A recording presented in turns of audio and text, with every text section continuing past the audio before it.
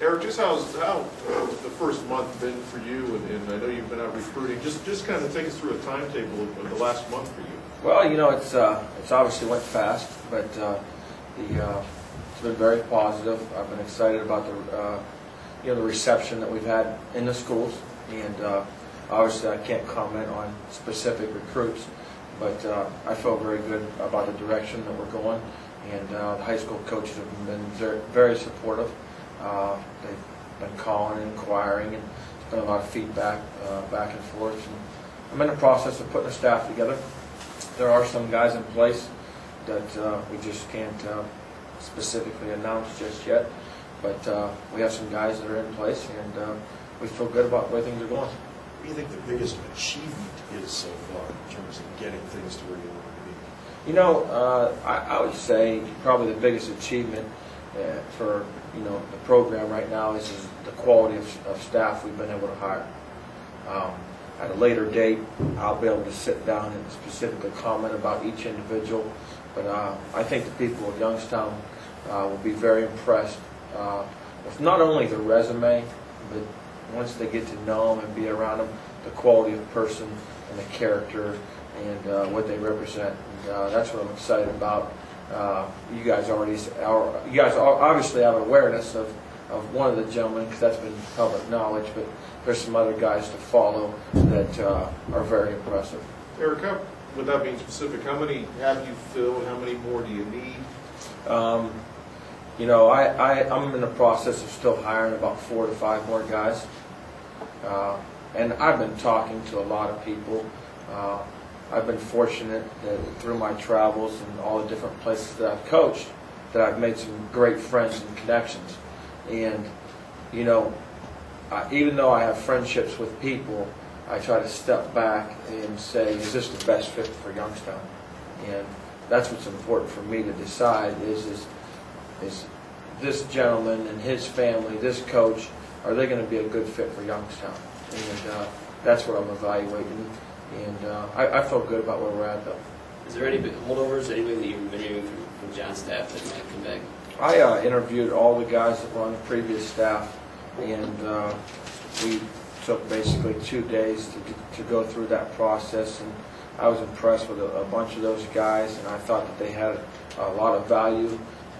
But I think at the end of the day, I felt more comfortable maybe with some people that I had worked with in the past, and it was just hard to deny that. Once you have a chance to work with somebody, the amount of hours that we work in this profession, you kind of have a bond. And at the end of the day, I just felt more comfortable with some guys that I've been working with. Coach, getting back to recruiting, and you said the response has been good. Do you get a sense that there's a developing maybe a different attitude in the way that you're going at some of those schools, or that they're being paid more attention to now? Can you kind of identify how the response is different or better? I can't pinpoint a specific thing. I think being visible. We're visible.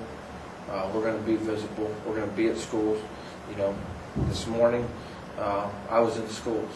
Mahoning County was shut down, but that doesn't mean Trumbull was. County. I was in Pennsylvania today, and I was still here at 11:30 for my Rotary luncheon in Campville. So my point is just because you can't be in one area doesn't mean you can't be in another. And the high school coaches are excited. I mean, people around here love football. They love Youngstown. You look at the Browns fans; they think they've won the Super Bowl, and they've won a couple games in a row. And they're excited. So this community loves football, and they love Youngstown, and they're excited to see us hopefully get some local players back on the field and do what's expected around here. Eric, has the level of talent that you're looking to recruit been there? Have these recruits lived up to your expectations, your travels in Northeastern Ohio? I've been at Division I, just coming from the Southeastern Conference.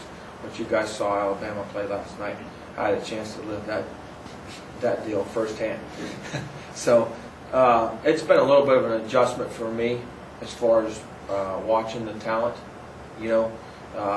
But I still see a lot of good football players, and I can see where Youngstown's niche can be.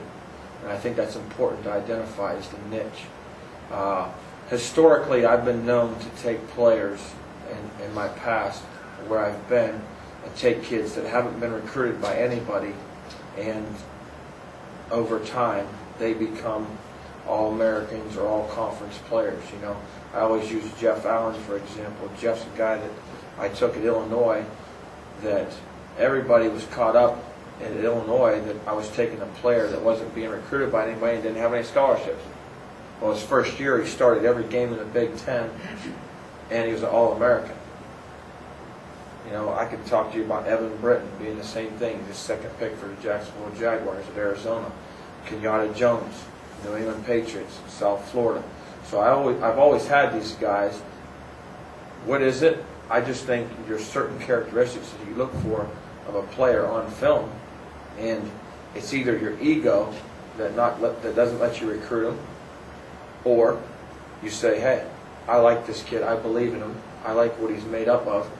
You have an idea what kind of family background he has, and if you have a support system at home that you can lean on when you're having problems with the kid here at school, and you take care of it all together with the coaching staff and parents at home, you take care of any problems, you're going to have a chance for success. And that's the key, is you got to have a support system around these student athletes, so that way they can do what they need to do in school and football and push them.